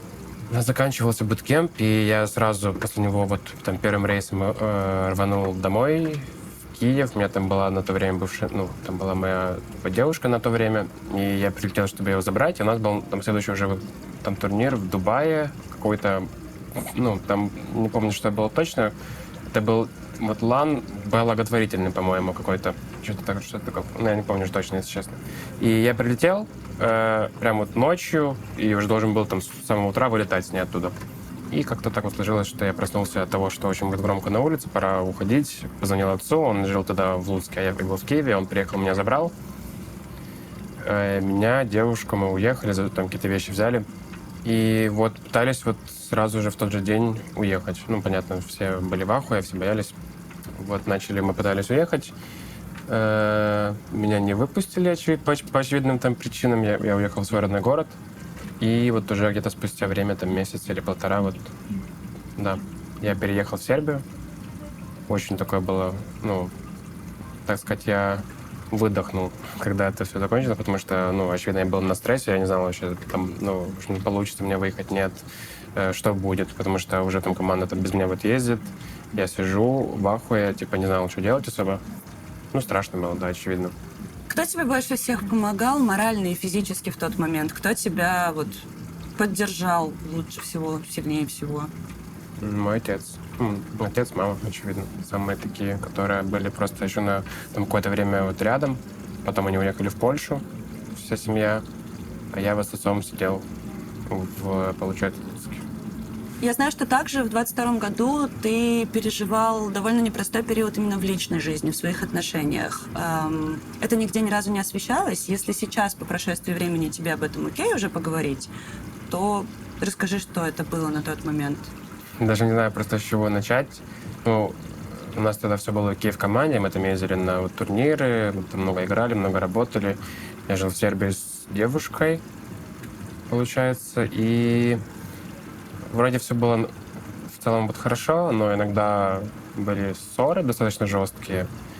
Самые жесткие вообще в моей жизни, честно, никогда такого не было, что там прям доходило до всяких нехороших вещей. И я в моменте понял, что у нее тяжелый в жизни такой период, связано, наверное, с тем, что ей было именно психологически тяжело ментально. Она была не особо устойчива. И как-то я много раз закрывал на это все глаза, на какие-то такие звоночки, что все хуево, что были очень жесткие ссоры, угрозы, какие-то слова. И по итогу это все вылилось в то, что я вот это все терпел, думал, что все будет лучше. Ничего с этим не делал. И по итогу в один из дней я приехал в Сербию после какого-то лана, отдыхал дома. Как-то так мы опять, там была какая-то ссора, по итогу вот которой она попыталась нанести себе вред сильно достаточно. И я вот испугался, позвал своего SEO, он жил рядом со мной, он помог, мы там вызвали скорую, полицию. Она приехала, пытались ее как-то вынести, она просто в тот момент уже была абсолютно невменяемой, можно даже сказать, не знаю даже, как это будет объяснить, это состояние, когда ты не можешь даже с человеком поговорить. И вот, получается, я и скорая совместными усилиями смогли помочь, убрать у нее все из рук, не знаю, скрутить ее, отвезли в больницу. И вот с тех пор мы расстались, и как-то, наверное, будет некрасиво сказать, что мне стало легче жить, но я стал намного спокойнее, потому что градус в жизни был очень высокий, и постоянно там прессure на самих ланах, и прессure только в личной жизни. И вообще я был тоже максимально нестабильный морально и эмоционально. Мне было очень тяжело, и не знала, что делать, но вот после того момента как-то все пошло немножко легче, и вот уже сейчас я бы сказал, что я полностью от этого восстановился. Руслана и Корбин в видосе, который мы тебе записывали, когда ты уходил из Spirit, отмечали, что когда у тебя происходил этот тяжелый период в личной жизни, ты оставался профессионалом, это не сказывалось на работе в команде и так далее. Тебе было с кем поговорить, кто тебе помогал? Как ты справлялся с этим? Да, мне кажется, что ни с кем я об этом не говорил. Все-таки какое-то такое всегда было правило в жизни, что я не общаюсь о своих отношениях ни с своими какими-то друзьями, ни с родственниками, пытаюсь не обсуждать именно вот если я все еще в них, то я пытаюсь никак не выносить. Я пытался просто как-то жить дальше, не фокусироваться на этом, фокусироваться фул на работе. Думаю, конечно, не так это, что я прям никак это не влиял на мою игру, все-таки в какой-то мере это точно ее ухудшало, точнее, даже больше мой вот какой-то вот, мой вот настрой, мою менталку, что я приходил, был такой полу в тильте, полурастроенный. Я не знаю, они это видели или нет, но для меня это выглядит так, что не сильно я прям откайфовал от игры, потому что не мог об этом только думать. Да, не знаю, ни с кем я это не обсуждал, только уже там постфактум. Я это обсудил с Никитой, он мне помог. Там нужные слова мне сказал, мне стало легче. Насколько я знаю, после этого тяжелого периода у тебя со временем появились другие отношения. Спустя уже долгое время. Да, спустя долгое время. Можешь ли ты о них рассказать, в каком они статусе сейчас и что это было? Сейчас мы расстались, буквально недавно. Ничего плохого не могу сказать. Очень хорошие отношения. Просто бывает такое в жизни, что вы не сходитесь в каких-то жизненных позициях, в своем видении на жизнь. Какие-то, может, вещи там, бытовые не стакаются. Это, думаю, норм. То есть, если брать в сравнении предыдущие отношения эти супер здоровые, супер хорошо, на добром, на хорошем закончились. Очень рад, что так получилось. Вообще ни о чем не жалею. Все супер. Желаю только лучшего. Испытав разный опыт, пережив его и будучи сейчас свободным, как ты смотришь на отношения?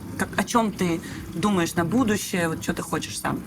Я бы хотел в будущем, конечно, отношения, но уже после того, как я закончу свою дотерскую, свой путь вот дотерский, точно я уверен, что такие вот отношения, где тебя нет почти весь год, где ты постоянно где-то в разъездах, на буткемпах, на ланах, где-то все время отлетаешь, я думаю, это не подходит вообще формат для каких-то здоровых отношений. Это какая-то такая очень сомнительная вещь, которую очень мало людей в целом в мире могут выдержать. И просто это не для меня и не для многих людей. Вот. Я поэтому, наверное, пока вот ограничу себя в отношениях на какой-то период. А ты думал, что это должен быть за человек? Вот кого бы ты к себе хотел притянуть, грубо говоря? Кого ты представляешь? Какие-то качества, может быть, или там ты точно понял, что тебе не нравится, что тебе не подходит? Да, нет, такого нет, что у меня есть какие-то прям точные стандарты. Я бы сказал просто, что мне нужен какой-то вот хороший человек, с кем у нас будет вот общие какие-то, с кем у нас будет общий интерес, общее видение будущего, общее, не знаю, чувство юмора. Есть такой стереотип, что киберспортсмены зачастую довольно инфантильны, не самостоятельны. Я могу сказать, что это не только стереотип. В целом, довольно часто я вижу подтверждение этому тейку. 100%. Да, и про тебя я так сказать не могу. Ты старший брат в своей семье, ты берешь на себя много ответственности. Я знаю, как ты заботишься о своих близких, о своей семье и так далее. Можешь рассказать немного о своей семье? И как в тебе это воспитали? Чья это заслуга? Как именно это воспитывали? Даже не знаю, чья это заслуга. Могу сказать просто, что у меня очень большая семья. Я самый старший. У меня есть младшая сестра. И у меня есть младшие братики. Их 3. Им 12, 9, 6. То есть они прям очень еще малые. И с лет, наверное, 12, с 11 я все время, у меня был какой-то новый, малой, которому было 2-3 года, и я там периодически с ними сидел, там о них пытался заботиться, потом проводил с ними время, поэтому как-то с самого детства у меня есть такая какая-то, не то что тяга, а скилл к заботе о ком-то, тем более о каких-то там младших людях, о детях. И я как-то не знаю, я бы не сказал, что я тоже не инфантил, все-таки у меня очень мало... Я, по сути, бытовой инвалид, стопроцентный бытовой инвалид. Я ничего не умею почти. Я просто надеюсь на лучшее, что будет какая-то женщина, кто мне с этим будет помогать в будущем. Иначе я просто не знаю, я не смогу жить. А так... У меня большая семья, просто там было много всяких ситуаций между собой, между детьми. У меня очень хорошие родители, которые дали мне хорошее воспитание, любили меня. Все в этом плане было хорошо. И как-то так и вырос, наверное, худо-бедно. Ты знаешь, есть такая тенденция, что люди, у которых в семье в детстве было много маленьких детей, на которых в юном возрасте перепало много младшеньких, о которых пришлось заботиться, они в будущем... Есть люди, которые строго после этого не хотят своих детей, потому что они хотят свое детство прожить во взрослом возрасте. И есть люди, которые, наоборот, привыкли к этому с детства и понимают, что в семье должно быть много детей, и хотят своих. Как это у тебя? Я скорее этого просто не боюсь. Я понимаю, что это не так страшно, как это очень часто описывают. То есть мне окей, я бы хотел бы детей. Я знаю, что это будет тяжело, но не прям смертельно. С этим можно легко справиться. И я в будущем хотел бы, хотя бы 2 деток, лет 30 до 40, я думаю, у меня будут. Я поняла, что для тебя довольно значима фигура твоего отца, но хочу спросить еще об отцовских фигурах в киберспорте. Кого бы ты мог отнести в эту категорию? Кто для тебя является примером, может быть, опять же, ментором? Ты говорил уже про Диму Корбина неоднократно. Может быть, ты можешь назвать еще кого-то? Помимо Димы, я бы сказал, это Никита Чешир, 100%. Я с ним очень много раз общался на разные абсолютно темы. Очень умный и очень интересный человек, который мне, наверное, сам того не понимая, вложил очень много каких-то мыслей правильных, которые мне очень как-то, они прям со мной и до сих пор прижились, потому что я их нахожу очень интересными. И такие, какие-то базовые вещи про жизнь, наверное, но когда ты их услышишь от него, ты как-то их сразу впитываешь. Наверное, он в том числе. Думал ли ты о том, чтобы полностью завершить карьеру в киберспорте? Либо думал ли ты о том, когда этот момент наступит? Очевидно, я не буду играть доту вечно, в плане на сцене профессиональной, но у меня есть несколько идей, что делать дальше, и когда я найду прям точно идею и буду понимать, что я даже уже не могу вывозить прям серьезную, сильную доту, тогда я уйду.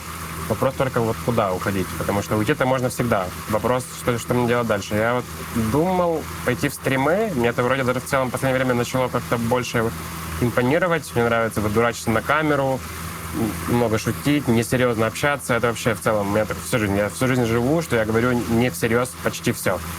А когда вот говорю всерьез, то, скорее всего, с каким-то очень вот грозным ебалом, и тогда уже понятно, что я говорю всерьез. А так, в целом, все мои слова можно делить на два. Вот. И не нужно там меня потом, в общем, постить какие-то мои шутку, фразы по всем пабликам. КСР, да. Ну, это, я все это говорю в шутку, очевидно. А так, я на самом деле последний год вынашиваю идеи, чтобы пойти еще раз учиться в университет, если честно. Что-то выучить для себя вот интересное, получить что-то еще, какие-то знания и скиллы помимо доты. А если даже я пойду учиться, то я все равно еще буду параллельно вот стримить, скорее всего, и этим заниматься просто для себя. Мне это нравится, это весело, это офигенно. Взаимодействовать с людьми, шутить, общаться, что-то такое. Ну, это прикольно, мне такое нравится. А доучиваться, учиться на кого, куда? Не доучиваться, начать учиться заново. Я учился на международные отношения в Варшаве. Это не совсем то, что мне прям интересно. Там была философия и политика, и вот история, такие более вот гуманитарные науки. Но на самом деле мне всегда было очень интересно какую-то вот точную вот науку изучить. Я вот думаю, что даже в сторону физики. Я понимаю, что это очень тяжело, и без базы это очень трудно. Но если я буду к этому вот готовиться и идти, думаю, у меня может получиться. Поэтому вот моя даже такая пока, что ли, мечта, которая очень тяжело вот для меня вот доступна, как мне кажется, потому что мне нужно много для этого сделать. Но моя мечта вот именно пойти в какой-то физический университет и просто учить физику, изучать вселенную. Короче, такие вещи. Такие у меня мысли в голове. Я вот. только что срастила, потому что ты впервые за все годы нашего общения мне говоришь о том, что у тебя есть интерес к точным наукам, и я сразу же вспоминаю все наши вечерние посиделки, когда ты, я и Ярик смотрели какие-то науч-поп-видео, Да. и ты приходил и говорил: ребят, смотрите, вот такой вот есть видос, объясняет такой-то феномен в космосе, давайте посмотрим. Да. Я почему-то думала, что там для тебя это как для Ярика, условно, просто хобби, типа, просто интересно посмотреть, но никогда не думала, что тебе прям интересно это с точки зрения там, образования именно науки. Это да, круто. Да, вот это сейчас и есть хобби, но я понимаю, что мне это вот настолько интересно, что я почти все свое свободное время вот смотрю все, что есть вообще видео на вот Ютубе, смотрю, там могу типа серчить просто в Гугле там пару часов какие-то типа вот теории, вот гипотезы, законы, просто изучать, потому что это очень интересно, и смотреть.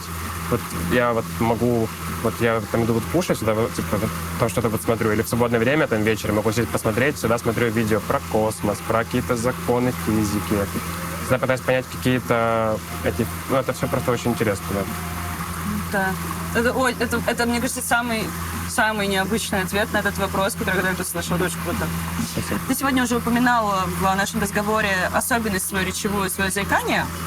Но даже я, сравнивая на дистанции твое самое первое интервью в Spirit и наш сегодняшний разговор, могу отметить, что ты очень сильно изменился, твоя речь очень сильно изменилась, ты стал гораздо легче разговаривать. Как ты сам думаешь, почему так? Какую ты лично работу над этим проделал? Или, может быть, какие-то факторы тебе помогли? Я бы не сказал, что я что-то с этим делал, именно в плане каких-то вот занятий, каких-то техник. Скорее, я просто со временем уже свыкся с мыслью, что я делаю какие-то вещи на камеру. Просто в первое время это было очень для меня непривычно, я этого боялся. Из-за этого было много каких-то... из-за вот страха этого я еще больше вот нервничал, из-за этого было еще больше заикания, поэтому, очевидно, это было видно в самом начале, но со временем там были такие, моменты в жизни, что у меня бывает в разы хуже речь. Это обычно моменты каких-то там плохих событий и большого стресса, поэтому можно вот отслеживать, где я плохо вот разговариваю, скорее всего, в жизни что-то происходит. Я помню наш с тобой поход на студию, когда мы записывали с тобой Smells Like Teen Spirit, и тебе пришлось петь впервые в жизни. Да, было. И мы с тобой, для тебя было удивлением, что ты не заикался, когда ты пел. А так и есть на самом деле, потому что когда у тебя есть флоу, именно такой, у тебя выходит постоянно этот воздух под слова, ты почти не заикаешься. То есть если я буду петь, я не буду в целом заикаться никогда. помогло ли тебе в том числе такое, знаешь, принятие аудитории, фанатами, которых у тебя действительно немало, и мне кажется, очень мало я, в принципе, видела комментариев каких-то связанных с твоей речью, и в основном, наоборот, всегда тебя аудитория поддерживала, Да. фанаты поддерживали. Да. Сыграло ли это тоже на пользу? Да, это приятно очень, что люди как-то это просто понимают, с пониманием к этому относятся, потому что самые вот тяжелые такие моменты это были в школе, потому что когда ты в школе, и ты узаика, и ты выходишь к вот доске что-то вот рассказывать, а все дети, ну, очевидно, это типа дети, они просто, ну, это их фишка, наверное, они просто со всего, чего не понимают, смеются. И вот это было тяжело. В университете уже было с этим легче, потому что там уже были более взрослые люди и понимающие. Сейчас тоже, ну, очень приятно, да, что люди себя хорошо ведут, с пониманием относятся к каким-то дефектам в людях. Кайф. Ну, ты знаешь, могу вставить просто от себя ремарку. Не знаю даже, пойдет ли она в монтаж. Но мне кажется, тем, что ты, не стесняясь, много говорил на камеру, и говоришь на камеру, и не закрываешься от аудитории, медийки, я думаю, это играет на пользу огромному количеству людей с такой же особенностью. Они, глядя на тебя, я думаю, да. что чувствуют себя гораздо отлично. лучше. Я хочу всем сказать, кто по какой-то там причине с дефектами стесняется общаться или выступать, или что угодно, хочу сказать, что все в целом взрослые и понимающие люди вот никогда вас за это не осудят, а наоборот будут вам выражать вот респект, что даже с этим вы будете себя как-то не перебарывать, какие-то свои зажимы и стеснения, комплексы свои будете бороть. Это только будет вызывать у всех вокруг вас вот респект, поэтому не бойтесь, не дерзайте, все будет супер. Жизнь только одна, надо делать все, что ты боишься в любом случае. Как мы уже только что с тобой упомянули, тебя действительно очень любят фанаты, но в твоем случае не только за скилл, но и, конечно же, за твою внешность, Допустим. за то, какой ты. А какие у тебя это вызывает чувства? Приятно, конечно. Все, я думаю, люди в мире в целом любят, когда их называют симпатичными. Но я не исключение, тоже приятно такое слышать, получать такие слова. Ну, то есть ты из-за этого нет такого, что, блин, ну вот, если бы они больше ценили меня за скилл, ты не паришься. Вообще, с кайфом вообще. Можно и за то не оценить. Еще один мой вопрос, он такой про отношения с людьми. О тебе очень многие люди высказываются как о чудесном, приятнейшем тиммейте. И даже те люди, которые не играли с тобой в команде, отмечают тебя как очень приятного человека, который им безумно нравится. Кого ты мог бы назвать самым приятным тиммейтом, самым приятным человеком? Это может быть не один человек. Из друзей это, наверное, мой лучший друг Влад, с которым я уже очень давно знаком. И он точно один из самых приятных, смешных людей. Артур злой, то же самое, вот добрейший человек. Хоть он и злой, при этом он очень добрый, вообще шикарный мужчина. Дальше. Ну, все, очевидно, вот ребята из Spirit, моя бывшая команда, очень-очень приятные и добрые люди, вот тактичные, каждый, даже Мано. Как бы Просто особенно Мано. даже как-то странно бы это не звучало. Ну, вообще, все зайки. На своей вот команде пока не буду вот говорить, скажу в конце сезона. Все будет у меня сказано на типа стриме после инта. Ну, тоже, на самом деле, они очень хорошие ребята. Без шуток, если так смотреть именно про жизнь, как с ними общаться в жизни, в бытовом плане, вообще, вот никакого нет у них ни злобы, ни негатива, никто вот козни не строит, все очень, прямые, очень, такие вот честные, добрые ребята. Вот. Ну, ты, конечно, Маш. Ты входишь в этот список. Спасибо. Жека пока под вопросом. Я предлагаю тебе завершить сегодняшний разговор опросником Марселя Пруста. Это Давай. познеровская штучка, но чем мы хуже, маленький контекст дам. Марсель Пруст на протяжении своей жизни периодически отвечал на одни и те же вопросы из собственноручно составленного опросника.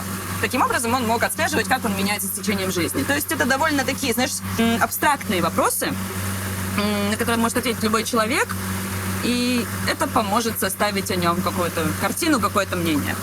Качества, которые ты больше всего ценишь в мужчине. В мужчине ответственность, пунктуальность, честность. Это 3, наверное. Остальное такое. Да-да, нет-нет. Качества, которые ты больше всего ценишь в женщинах.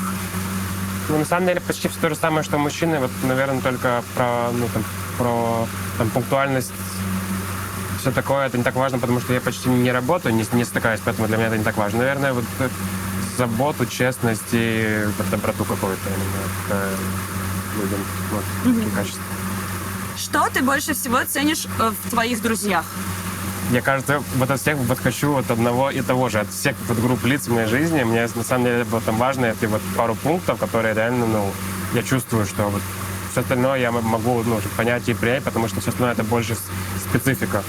Ну, окей, это тоже работает. Ну, вот лояльность их очевидно, это же мои вот друзья, я бы хотел, чтобы они были мне, по сути, верны, чтобы мы сквозь все проходили вместе, и ничего их от меня не отворачивало. И вот лояльность, честность со мной, чтобы они мне все вот говорили в лицо, какие-то даже тяжелые вещи, на которые им кажется, что у меня в жизни я их не вижу. Чтобы они были веселые. Это очень важно. Что является твоим главным недостатком? Нерешительность в жизни, 100%. Я очень такой человек, который будет вот откладывать, если его что-то будет не устраивать, я буду пытаться до конца это вот отложить, не решать этот вопрос. Я такой очень медлительный в этом плане, мне нужно с этим бороться. Какое твое любимое занятие? Вот кроме доты. Ну, это может быть и Dota, whatever. Все еще пока дота. Пока в моей жизни это мое любимое занятие, самое интересное, вдохновляющее такое.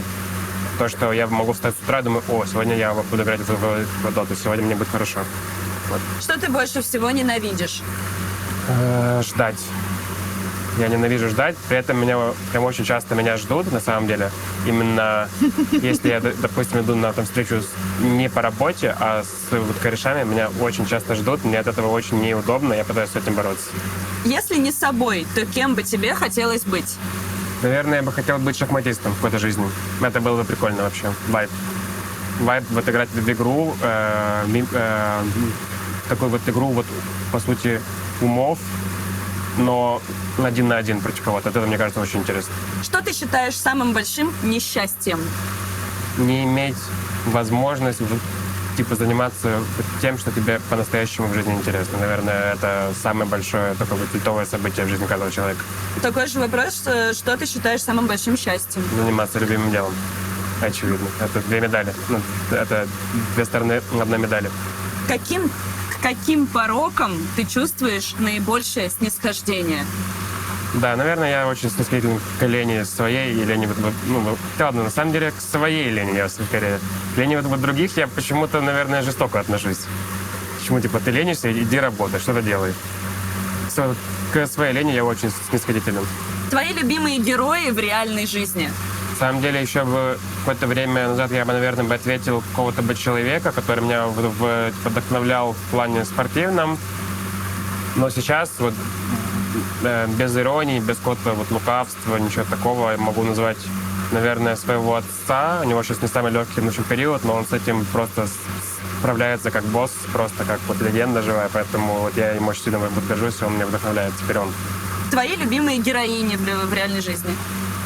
Первое, что мне приходит, это мама, но на самом деле даже больше моя бабуля по маминой линии. То есть мама моей мамы. Моя бабуля по маминой линии. Тоже очень-очень сильный человек. У нас есть забавная история с ней. Я когда жил один, я приехал из Польши в 11 классе в Луцк, чтобы закончить школу. И у меня на то время была девушка, она ко мне приходила, а вся моя семья уже жила в Польше. Я жил по факту один в этой квартире. И у меня на то время жила девушка. Просто приехала на неделю пожить со мной. Так получилось, не знаю, как это так совпало, но так сложилось. И мои родители были прям очень напротив, и рассказывали мне, что это неправильно, тебе всего 17 лет, ты не можешь пока еще ни с кем жить, это вообще это нездорово. Мне максимально запрещали. И посылали мою бабушку, она жила прям рядом, чтобы она ходила и чекала, я живу один или нет. И она, приходила, видела, что мы там вместе. Ей в это время звонит мама, она говорит, да, тут никого нет, все хорошо, я все глянула, показала на камере, что никого нет, и уходила. Легенда. Да, и таким образом меня постоянно в этом плане саппортила. Это было прикольно. С ее стороны я это запомнил. Бабушка красотка. Бабушка вообще легенда. Следующий вопрос. Напоминаю, на запросника Марселя Пруста, не я его придумала. Как бы ты хотел умереть? Болезненно очень. Болезненно, с муками, в агонии. Ты что, король гулей, Ярослав? Нет, просто если я уже вот умру, в любом случае, я об этом знаю, условно, да, то, наверное, лучше какие-то эмоции вот испытать перед смертью, чем просто во сне. Во сне это скучно, ты просто умер и все, неожиданно. А так, боль ты терпишь, какое-то, это все равно вот эмоции, типа, сильные, правильно, перед смертью, и вот потом умираешь. Вау. И последний вопрос. Твое состояние духа в настоящий момент. Какое оно? Надежда на вот лучшее будущее у меня сейчас очень сильная. Я вот хочу, вот у меня есть некоторые там идеи, планы. Я бы хотел, чтобы все как я хочу, так и сложилось. Вот. Я ровно этого тебе и желаю. Спасибо. Спасибо тебе большое за сегодняшний день. Спасибо большое. Надеюсь, тебе понравилось. Мне Да. очень. Друзья, подписывайтесь, пожалуйста, на наш канал, поставьте лайк этому выпуску, напишите в комментариях все, что хотите, но, пожалуйста, очень хорошее. Гадости тоже пишите. Пишите все.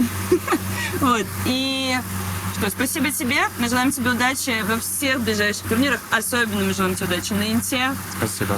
И Надеюсь, получится. будем болеть за тебя. Тоже. Тоже.